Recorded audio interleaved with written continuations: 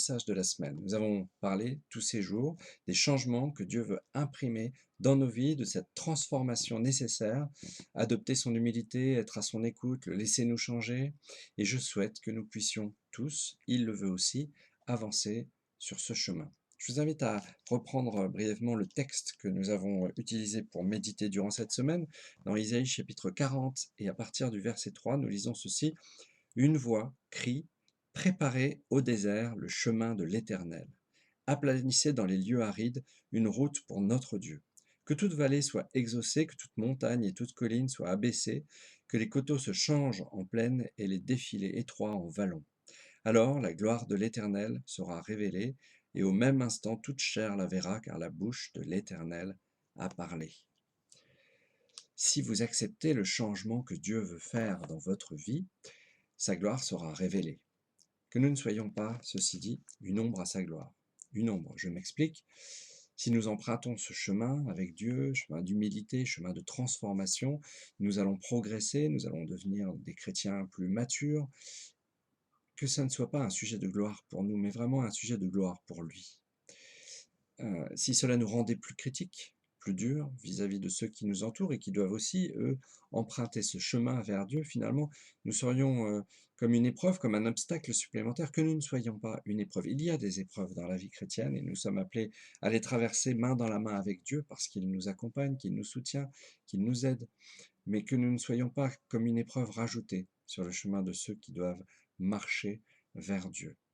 Dieu est amour. Et il nous invite à être à son image pour tous ceux qui nous entourent.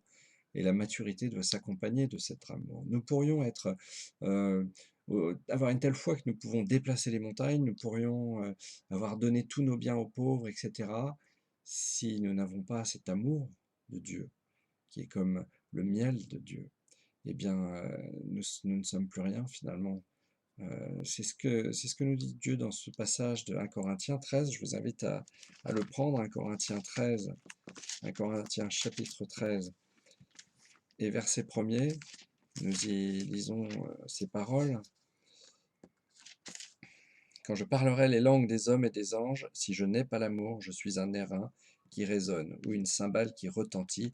Et quand j'aurai le don de prophétie, la science de tous les mystères et toute la connaissance, quand j'aurai même toute la foi jusqu'à transporter des montagnes, si je n'ai pas l'amour, je ne suis rien. Et quand je distribuerai tous mes biens pour la nourriture des pauvres, quand je livrerai même mon corps pour être brûlé, si je n'ai pas l'amour, cela ne me sert à rien. L'amour est patient, il est plein de bonté. L'amour n'est point envieux, l'amour ne se vante pas, il ne s'enfle pas d'orgueil, il ne fait rien de malhonnête, il ne s'irrite pas, il ne cherche pas son intérêt, il ne s'irrite pas, il ne soupçonne pas le mal, il ne se réjouit pas de l'injustice, mais il se réjouit de la vérité.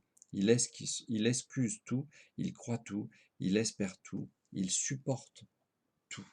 Voilà l'amour que Dieu a manifesté en allant jusqu'à la croix pour nous. C'est l'amour que Dieu manifeste tous les jours dans notre vie et c'est les changements qu'il souhaite imprimer en nous, l'humilité, etc. C'est aussi ce changement vers l'amour, le fruit de l'esprit. Il souhaite que nous manifestions pleinement le fruit de l'esprit et cet amour, il en fait partie. C'est ce que nous devons être, non pas une nouvelle épreuve sur la voie de ceux qui doivent suivre Dieu et autour de nous, mais au contraire, quelqu'un qui va les aider, quelqu'un qui va les encourager à pouvoir marcher vers Dieu. J'aimerais vous raconter une anecdote. Quand j'étais petit, j'étais malade en voiture. Et du coup, quand je devais faire un trajet un peu conséquent, on me donnait un cachet qui évitait que je sois malade en voiture. Et ce cachet avait extrêmement mauvais goût. Alors pour que je puisse le prendre quand même, quand j'étais petit, ma mère l'écrasait, elle le mettait dans une cuillère de miel. Donc on me donnait cette cuillère de miel avec le cachet écrasé à l'intérieur. Et malgré tout, on sentait quand même un petit peu l'amertume du cachet qui était dans le miel. Et du coup, pendant très longtemps, quand j'étais jeune, je n'aimais pas le miel parce que dans ma tête, j'assimilais le goût du miel avec cette amertume que j'avais ressentie en prenant du miel avec le cachet. C'était pas le miel qui avait ce goût d'amertume, mais dans ma tête, c'était assimilé. Et parfois, si nous sommes durs, critiques, si nous sommes comme un obstacle sur le chemin vers Dieu, les gens pourraient assimiler le miel de Dieu à cette amertume que nous y mettons. Que nous puissions donner le miel de Dieu pur, sans amertume. que nous ne soyons pas un obstacle, mais que les gens puissent marcher avec Dieu et que nous soyons au contraire un encouragement, quelqu'un qui les aide à marcher.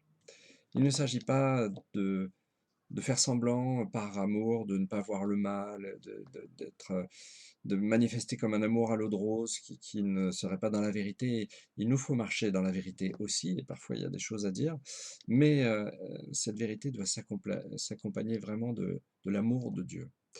Dans Matthieu 18, il nous est raconté ceci, c'est Jésus qui parle, et il dit ceci dans Matthieu 18, il parle du cas où nous avons un frère, une sœur, quelqu'un qui a des soucis dans sa vie. Il nous a dit ceci, Matthieu 18, 15, si ton frère a péché, va et reprends-le entre toi et lui seul. S'il t'écoute, tu as gagné ton frère. Voilà, tu as gagné ton frère, mais pas pour toi. Tu as gagné ton frère pour le Seigneur. Voilà ce qu'il nous invite à être de ceux qui sont capables d'aller voir le frère, la sœur qui en a besoin pour l'aider dans sa marche, mais que ça soit dans l'amour, pour le gagner pour Dieu et non pas pour que nous soyons un nouvel obstacle sur sa marche avec Dieu. Je vous invite à méditer ces choses et je vous invite à ce que nous nous retrouvions ce soir, donc à 20h30. Je vous souhaite une très bonne journée sous le regard de Dieu. Nous nous retrouvons ce soir pour notre soirée de louange qui vient conclure ce temps de quelques jours que nous avons mis à part pour Dieu. Soyez bénis pour toute cette journée. Gloire à Dieu. Amen.